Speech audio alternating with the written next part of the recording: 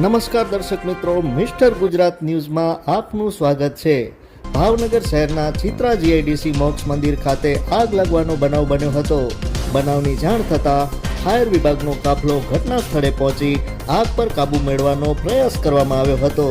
ભારે જહેમત બાદ આગ પર કાબુ મેળવવામાં આવ્યો હતો।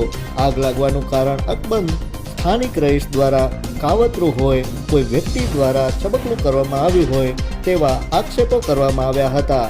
વધુ વિગત તપાસ બાદ જ ખુલશે।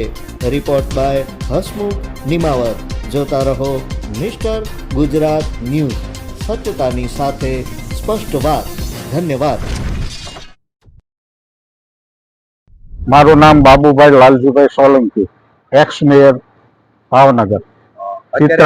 આગ લાગવાનો બનાવ બન્યો છે, કઈ જગ્યાએ બન્યો છે? આગ લાગવાનો બનાવ ચિત્રા જીઆઈડીસી ખાતે આવેલ મોક્ષ મંદિરમાં।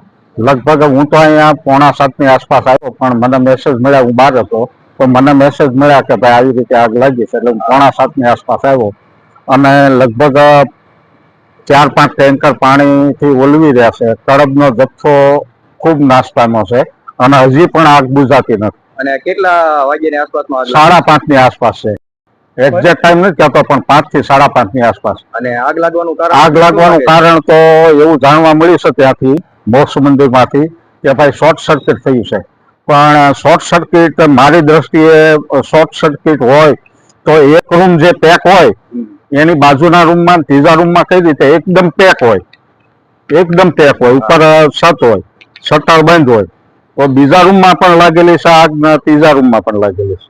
રૂમ કયો કે અમારા અહીંના શેડ કયો, ત્યાં દરેક જગ્યાએ આગ લાગેલી છે અને ખૂબ પાણીનો છંટકાવ કર્યો છે અને લાકડા પણ ખૂબ બળી ગયા છે અને કડબ જે સૂકી કડબ હોય એ પણ ખૂબ બળી ગઈ છે।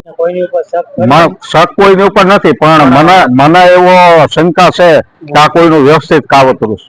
તો આની માટે તમે શું કહેવા માંગો તપાસના વિષય માટે? તપાસના વિષય માટે બીએમસી કે સરકારને જે નિર્ણય લેવાનો એ લે।